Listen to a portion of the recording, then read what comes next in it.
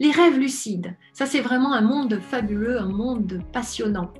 Les rêves lucides sont des rêves dans lesquels vous savez que vous rêvez, hein, vous savez que vous dormez, vous savez que vous êtes dans un rêve. Ce sont des rêves souvent très marquants et plutôt rares. Alors à quoi servent les rêves lucides? Eh bien, vous pouvez les utiliser, par exemple, pour mieux construire votre réalité. Vous pouvez en faire un terrain d'essai, d'action, des probabilités que vous allez construire dans vos rêves lucides. Vous pouvez vous connaître mieux. Vous pouvez explorer d'autres dimensions. Vous pouvez résoudre des problèmes de votre vie concrète et trouver la solution en rêve lucide. Et au-delà de tout cela, le rêve lucide vous permet surtout d'être toujours plus conscient. Et une fois que vous êtes pleinement conscient, vous devenez un être éveillé. Mon nom est Marielle Laheurte, je suis spécialiste des rêves, formatrice, interprète de rêves, psycho-énergéticienne par ailleurs. J'ai écrit 2 ouvrages sur les rêves et aujourd'hui je voudrais partager avec vous ma passion pour les rêves lucides. Je vous raconterai quelques-uns de mes rêves, je vous expliquerai aussi les niveaux de rêves lucides. Et enfin, je vous expliquerai comment vous aussi, vous pouvez faire des rêves lucides. Alors, si vous êtes intéressé par ce sujet, je vous invite à rester avec moi.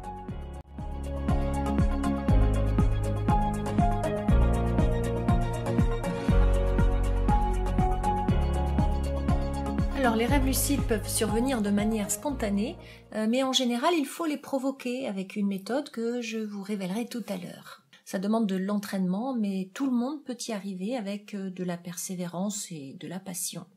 Alors, je vais vous donner quelques exemples de rêves lucides que j'ai reçus. Certains sont très drôles parce que j'interagissais avec les personnages du rêve.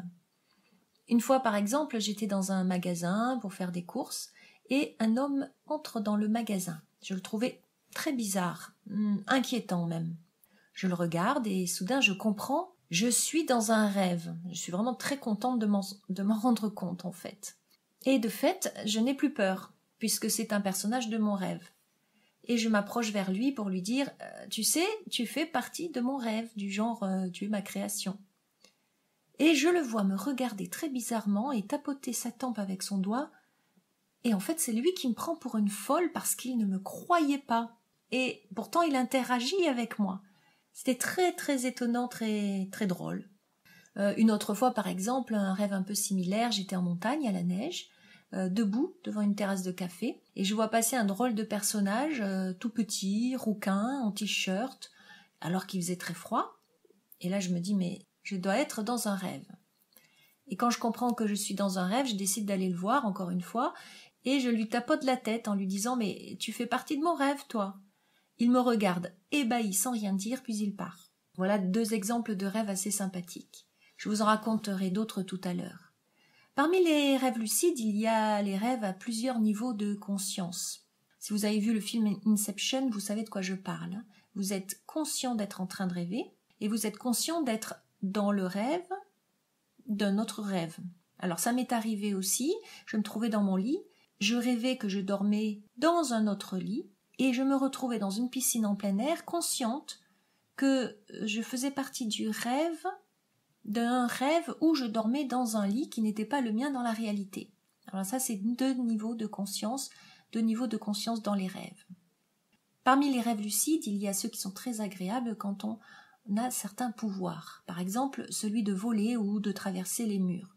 Dans mes rêves lucides, je traverse assez souvent les murs et très étrangement, j'entends grésiller le mur alors que je le traverse pour passer de l'autre côté. Cette sensation est très nette, très précise dans l'énergie de ce mur et très agréable aussi. Alors, peut-être que ça vous est arrivé de votre côté.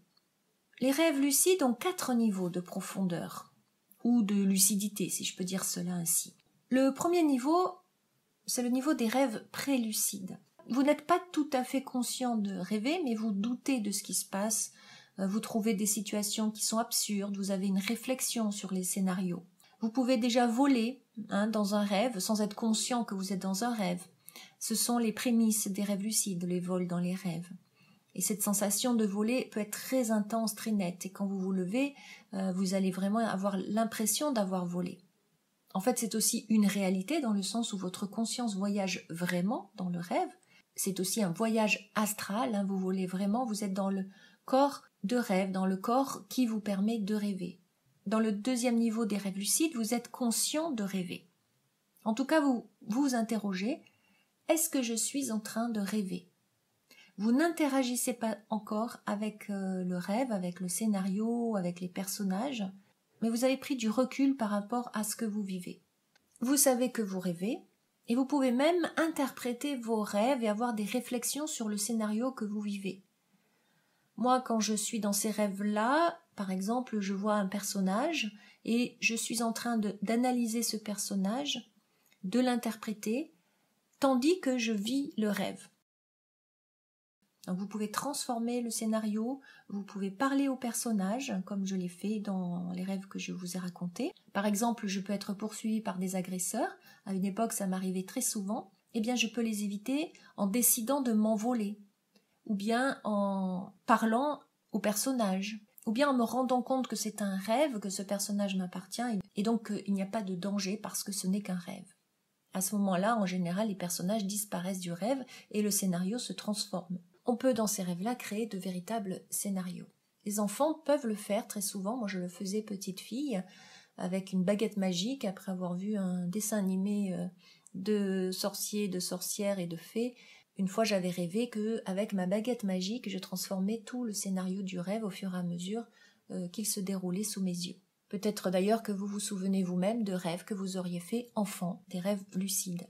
Dans le 4e niveau, le rêve super lucide, c'est celui que j'ai vécu quand je traversais un mur, par exemple. C'est un rêve dans lequel vous pouvez aussi transformer la matière, voyager, voler, atteindre le lieu que vous voulez en un instant. Vous pouvez dépasser les lois et les limites de la matière, alors que dans le niveau 3, vous n'allez pas au-delà, vous ne traversez pas des murs, par exemple. On peut recevoir vraiment des rêves extraordinaires. Là, vous devenez le créateur de votre rêve. Parmi les rêves lucides de ce 4e niveau, eh bien, j'ai fait un rêve particulièrement frappant, particulièrement marquant, et je voudrais vous le raconter ici. C'est un rêve sur lequel on pourrait parler pendant des heures, j'en parlerai lors d'une autre vidéo, parce que ce rêve nous place dans un espace-temps très particulier. Alors voici le rêve, je voyais une femme folle qui massacrait au couteau plein de gens dans un appartement. Quand je les ai retrouvés massacrés dans cet appartement, c'était vraiment terrible.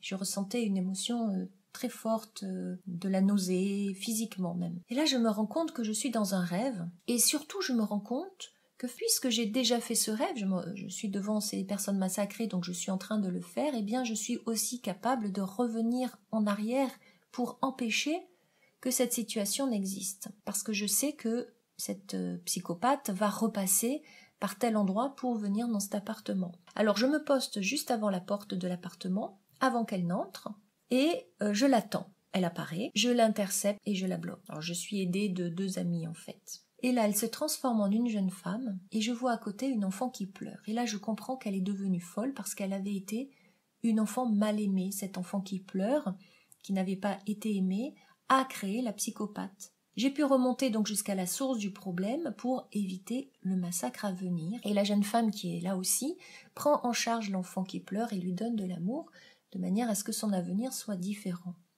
Et j'avais fait ce rêve parce que j'avais la veille travaillé avec une personne en thérapie qui avait été maltraitée dans son enfance et qui souffrait de colère terrible et vraiment destructrice pour les autres et pour elle. Et nous avions travaillé sur son enfant intérieur pour réparer son passé et donc reconstruire un futur différent. Et le rêve venait me montrer comment le processus était mis en place et que c'était réellement libératoire. Voilà. En fait, ces 4 dimensions de conscience en rêve lucide sont transposables dans la vie physique. Dans le premier niveau de conscience, nous subissons les événements, nous nous accordons aux demandes extérieures, nous pensons que les solutions se trouvent à l'extérieur et que nous sommes victimes ou chanceux en fonction des aléas de la vie. Mais nous ne croyons pas être les créateurs de nos vies. Dans le second niveau de conscience, dans notre vie concrète, réelle, nous commençons à concevoir que nous sommes responsables de la vie que nous menons. Nous comprenons que nos pensées, nos décisions, nos actions ont des effets sur le monde physique et sur notre environnement. Dans le troisième niveau de conscience, nous sommes capables de transformer notre environnement. Nous savons que nous sommes les créateurs de notre vie.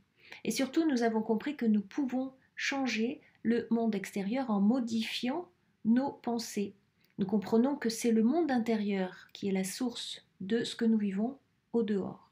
Enfin, dans le 4e niveau, nous comprenons que tout est énergie et que finalement aussi tout est possible. Et nous avons du pouvoir sur les événements extérieurs, mais même sur des choses matérielles et aussi sur notre passé. Nous pouvons le transformer et créer un futur libre de croyances limitantes.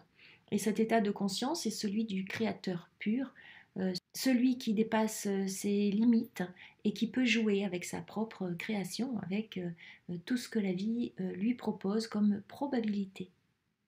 Et plus vous allez faire de rêves lucides, et plus vous serez conscient dans votre monde réel.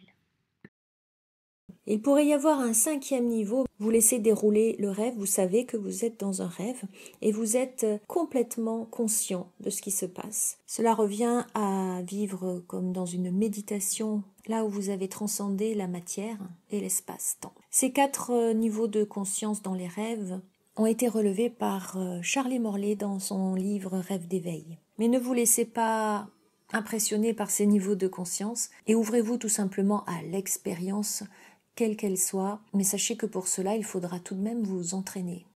Est-ce que les rêves lucides sont symboliques? Est-ce qu'on peut les interpréter? Eh bien, oui. Tout est symbole, selon moi, même dans la vie réelle, concrète.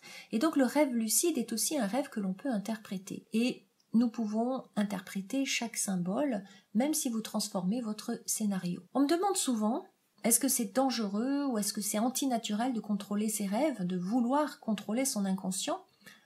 C'est vrai qu'aujourd'hui, on parle beaucoup de surcontrôle et qu'il faut lâcher prise, accepter ce qui est. L'idée, en fait, n'est pas de contrôler le rêve dans le rêve lucide, mais de coopérer avec ce qui se présente. Et surtout d'être conscient de ce qui se passe à l'intérieur de soi et dans ce scénario. Conscient du message aussi qui est donné dans le rêve. Évidemment, on ne doit pas utiliser le rêve lucide pour réaliser ses fantasmes, pour jouer inutilement. Ça ne sert à rien et c'est plutôt de la perte de temps. Il faut vraiment comprendre que le rêve est sacré.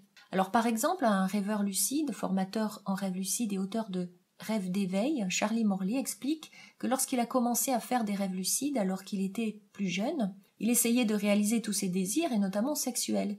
Et puis a surgi dans un de ses rêves un personnage qui s'est présenté comme étant son maître et qui lui a dit « Ok, tu sais que tu peux tout créer, et alors ? Maintenant, il est temps de grandir, commence à progresser au lieu de t'amuser avec des créations illusoires. » C'est assez fantastique comme message et comme image. Comme si, au-delà de vos rêves, il y a toujours une instance, un guide, une intelligence supérieure à vous, une sagesse qui vous dépasse et qui est là, bienveillante, pour vous amener à vous réaliser, même si elle vous laisse un certain libre arbitre. C'est vraiment étonnant, n'est-ce pas ? La conscience dans les rêves, eh bien, c'est quelque chose qui n'est absolument pas nouveau.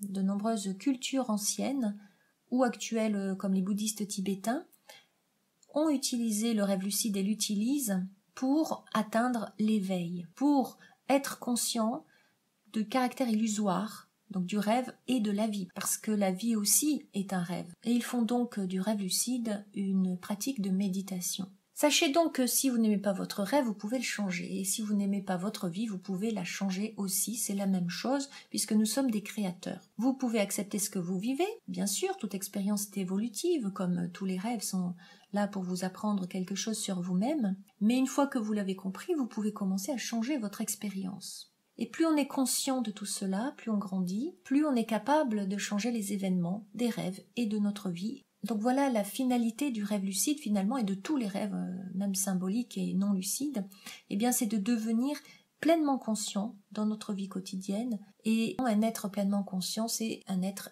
éveillé. Donc que vous jouiez avec les rêves lucides ou que vous interprétiez vos rêves, la finalité est la même. Et vous pouvez enrichir votre vie concrète et physique grâce à cette dimension que vous portez en vous et à laquelle vous pouvez accéder chaque nuit. C'est vraiment la porte ouverte sur vos dimensions intérieures, sur votre vraie nature, qui se révèle au fur et à mesure de votre évolution. Donc oui, le monde des rêves, c'est vraiment la voie de la réalisation, la voie de l'éveil. Alors, peut-être que vous avez envie de faire des rêves lucides vous aussi. Cela demande, je vous le disais, beaucoup d'entraînement, Mais voici quelques conseils qui vont vous permettre d'explorer ce monde fabuleux. D'abord, dans la journée, demandez-vous si vous êtes dans un rêve ou si vous êtes dans votre réalité physique. Alors pour ça, je vous conseille de faire ce que conseille Charlie Morley justement, c'est de retourner votre main rapidement. Vous êtes par exemple en train de marcher et puis soudain vous vous arrêtez et puis vous retournez votre main rapidement plusieurs fois et vous vous demandez est-ce que je suis dans la réalité ou dans un rêve. Et si votre main ne se transforme pas, eh bien c'est que vous êtes dans la réalité. Enfin dans la réalité physique, matérielle. Quand vous êtes dans un rêve et que vous tournez votre main de cette manière-là, elle se transforme toujours parce que l'espace-temps du rêve, parce que la création des images ne répond pas aux mêmes réalités, aux mêmes lois de la physique que dans la vie réelle. Par exemple, un jour comme ça, je me suis demandé si j'étais bien dans un rêve alors que je me trouvais chez moi dans mon salon et que tout semblait totalement réel.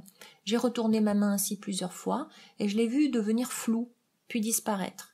Donc j'ai compris que j'étais dans un rêve, eh bien je me suis envolée par la fenêtre qui était fermée, je l'ai traversée. Pour vous dire que heureusement j'avais vérifié si j'étais bien dans un rêve. Faites-le surtout quand vous vous trouvez par exemple devant une situation un peu étrange dans la vie réelle, ou une situation absurde, quelque chose qui sort de l'ordinaire, et à ce moment-là vous faites ce mouvement de la main pour vous poser la question. Est-ce que je suis dans un rêve ou dans ma réalité concrète ? Mon deuxième conseil, c'est de méditer le soir, de vous installer dans un état de conscience modifié, de fermer les yeux, par exemple en comptant de 10 à 1, en imaginant que vous descendez un escalier toujours plus profond, toujours plus détendu à chaque chiffre que vous annoncez intérieurement.